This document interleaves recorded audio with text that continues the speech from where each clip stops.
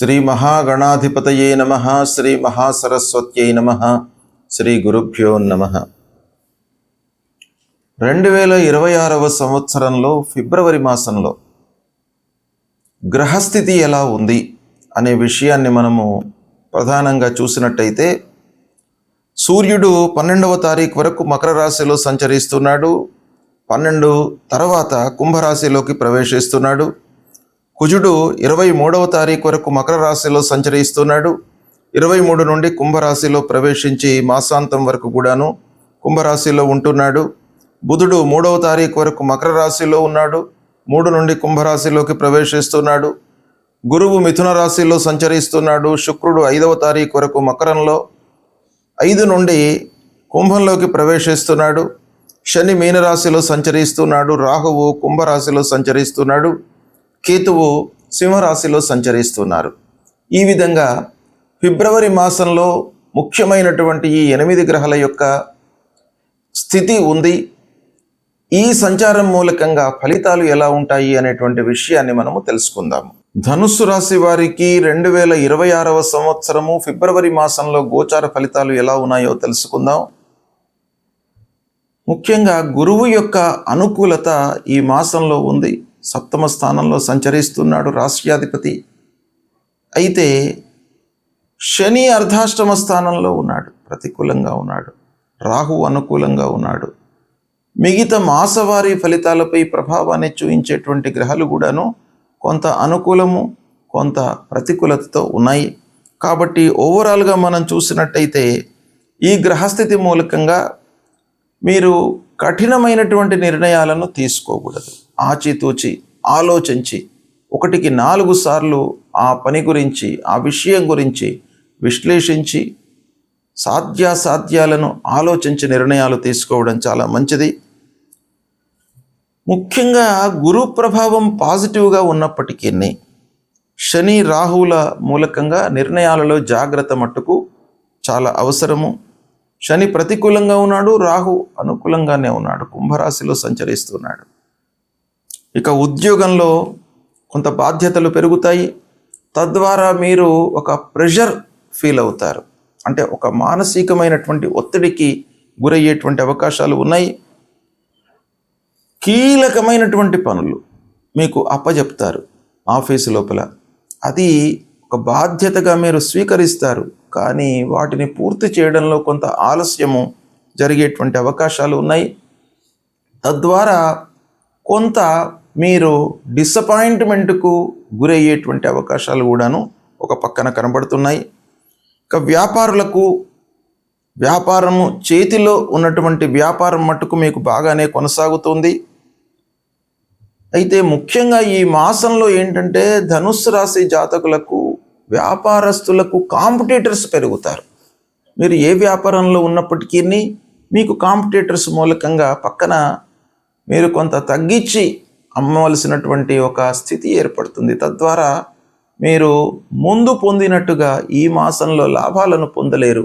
అయినప్పటికీ వ్యాపారము మీకు సంతృప్తిగానే కొనసాగుతుంది. అయితే పెట్టుబడుల మట్టుకు కొంత జాగ్రత్తగా, నియంత్రణతో ఆచితూచి మీరు చేయండి. ఇక ఆర్థిక పరంగా మనం ఆలోచించినట్టయితే ఊహించని ఖర్చులు ముందుకు వస్తాయి.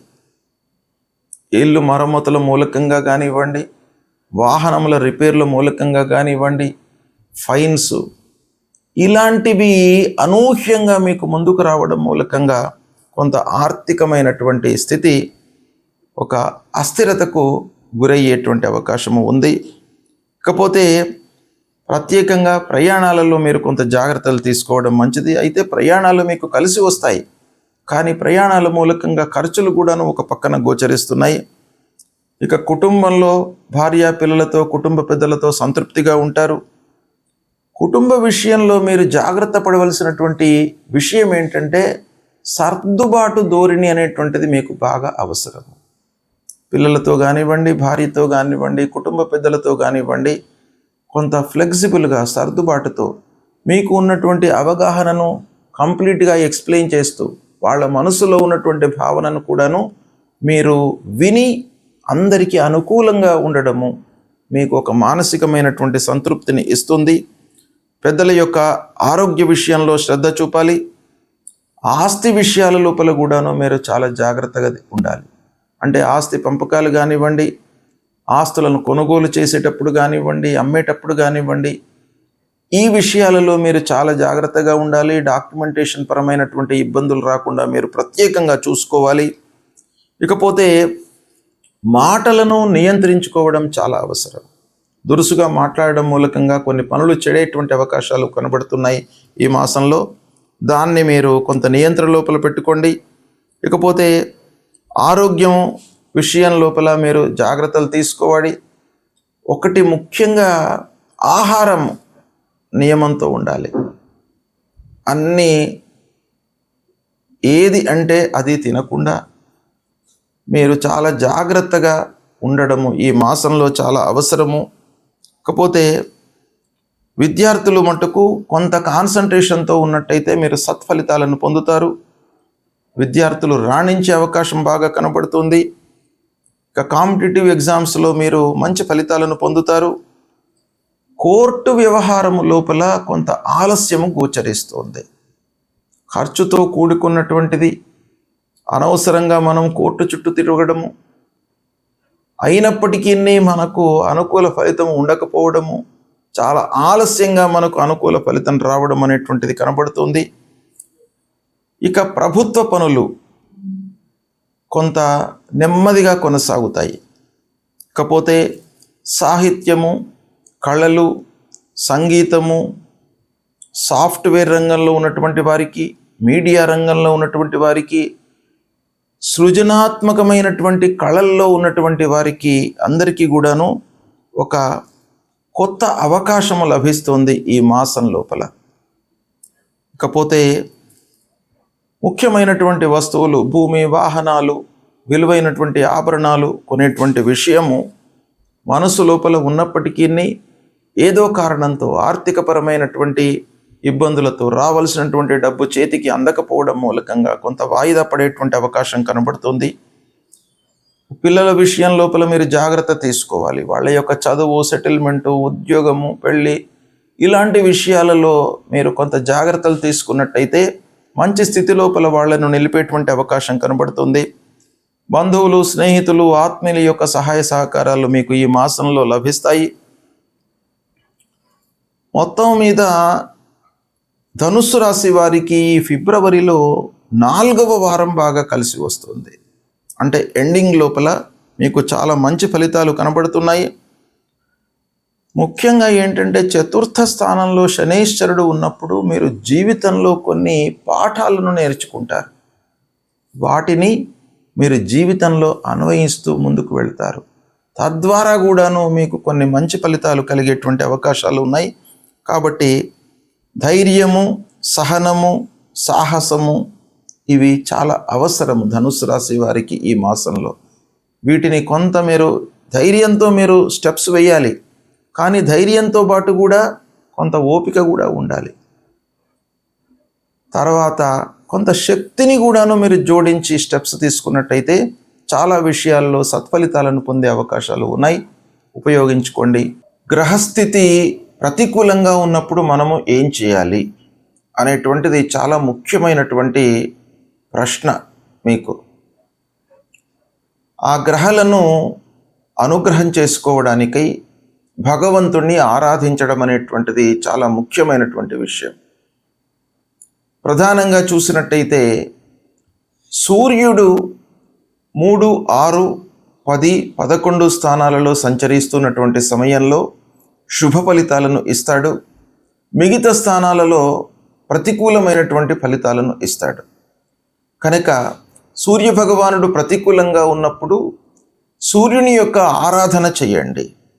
సూర్యుడి యొక్క అనుగ్రహం కొరకై ప్రతినిత్యం కూడాను సూర్యుడికి సంబంధించినటువంటి మూలమంత్రాన్ని జపించడము, లేదా సూర్య నమస్కారాలు చేయడము, అర్ఘ్య ప్రదానం చేయడము, ఇలాంటివి చేసినట్టయితే ఆ సూర్యనారాయణుడి యొక్క అనుకూలత మీకు లభిస్తుంది.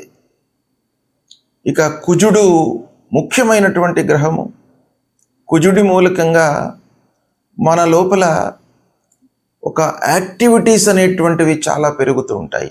అంటే తొందరగా మనము రియాక్ట్ కావడము, అశ్రద్ధతో ఉండడము, స్తబ్దంగా ఉండడము, అనవసరమైనటువంటి గొడవల్లోకి ఇన్వాల్వ్ కావడము, ఇవన్నీ కూడాను కుజుడికి సంబంధించినటువంటి కారకత్వాలు కనుక గోచార రీత్యా కుజుడు 3, 6, 11 స్థానాలలో సంచరిస్తున్నప్పుడు శుభ ఫలితాలను ఇస్తాడు. మిగతా స్థానాలలో ప్రతికూలమైనటువంటి ఫలితాలను ఇస్తాడు గనక ప్రతికూలంగా సంచరిస్తున్నటువంటి సమయంలో కుజునికి సంబంధించినటువంటి మూలమంత్రాన్ని ప్రతినిత్యం కూడాను జపించడము, సుబ్రహ్మణ్య స్వామి దేవాలయానికి వెళ్ళడము, సుబ్రహ్మణ్య స్వామి స్తోత్రాన్ని, భుజంగ ప్రయాత స్తోత్రాన్ని పఠించడము, ఇవి చేసినట్టయితే ఆ అంగారకుడి యొక్క అనుగ్రహం లభిస్తుంది. తద్వారా మీ లోపల ఒక ఉత్తేజము కలుగుతుంది. అంటే స్పాంటేనియస్గా మీరు రియాక్ట్ అయ్యి తదనుగుణంగా నిర్ణయాలు తీసుకునేటువంటి స్వభావాన్ని మీకు ఆ గురు భగవానుడు ఇస్తాడు. ఇక బుధుడు ప్రతికూలంగా ఉన్నప్పుడు ఏం చేయాలి అనే విషయాన్ని మనం చూసినట్టయితే విష్ణు సహస్రనామ పారాయణం చేయండి, విష్ణువును ఆరాధించండి, వెంకటేశ్వర స్వామి దేవాలయానికి వెళ్ళండి, భగవంతుడి యొక్క అనుగ్రహాన్ని పొందండి. ఇక ముఖ్యమైనటువంటి గ్రహము గురువు. ఈ గురువు ప్రతికూలంగా ఉన్నప్పుడు గురువుకు సంబంధించినటువంటి మూలమంత్రాన్ని ప్రతినిత్యం కూడాను చదువుకోండి.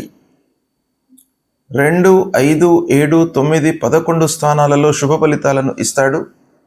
ఇక మిగతా స్థానాలలో ప్రతికూలమైనటువంటి ఫలితాలు ఉంటాయి కనుక దేవానాంచ ఋషీణాంచ గురుం కాంచన సన్నిభం వందనీయం త్రిలోకానాం తం నమామి బృహస్పతిం అనేటువంటి మూలమంత్రాన్ని ప్రతినిత్యం కూడాను పఠించండి.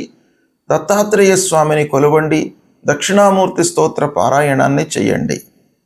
ఇక శుక్రుడు ప్రతికూలంగా ఉన్నప్పుడు శుక్రుడు మనకు అన్ని రకాలుగా సౌఖ్యాన్ని, సంతోషాన్ని, ఆనందాన్ని, కంఫర్ట్స్ను ఇచ్చేటువంటి గ్రహము. అలాంటి గ్రహము ప్రతికూలంగా ఉన్నప్పుడు అమ్మవారిని వేడుకోండి. మహాలక్ష్మి అమ్మవారిని వేడుకున్నట్టయితే మీకు తప్పకుండా అనుగ్రహం లభిస్తుంది. లక్ష్మీ అష్టోత్తరాన్ని పఠించండి. ఇక శనీశ్వరుడు ప్రతికూలంగా ఉన్నప్పుడు శని విషయమై మూలమంత్రాన్ని పఠించండి, ఆంజనేయ స్వామి దేవాలయానికి వెళ్ళండి, హనుమాన్ చాలీసా పారాయణం చేసుకోండి, శనికి సంబంధించినటువంటి ధాన్యాన్ని దానంగా ఇవ్వండి. అదేవిధంగా రాహు ప్రతికూలంగా ఉన్నప్పుడు, కేతు ప్రతికూలంగా ఉన్నప్పుడు మీరు మూలమంత్రాన్ని జపిస్తూ అమ్మవారి దేవాలయానికి, గణపతి దేవాలయానికి వెళ్ళండి. ఆ అమ్మవారి యొక్క అనుగ్రహాన్ని పొందినట్టయితే రాహువు యొక్క ప్రతికూలత తగ్గుతుంది, అనుగ్రహము మీకు పెరుగుతుంది. అదేవిధంగా కేతువు కొరకై గణాధిపతిని సేవించండి. తప్పకుండా మీకు ఆటంకాలు లేకుండా ప్రారంభించినటువంటి పనులను పూర్తి చేస్తాడు ఆ విఘ్ననాయకుడు. కాబట్టి గణాధిపతిని ప్రతినిత్యం కూడాను కేతు ప్రతికూలంగా ఉన్నటువంటి వాళ్ళు జపించడము, దర్శించడము చాలా మంచిది. ఇవి చేయండి. చేసినట్టయితే ఆ భగవంతుడి యొక్క అనుగ్రహము మీకు లభిస్తుంది. శుభం.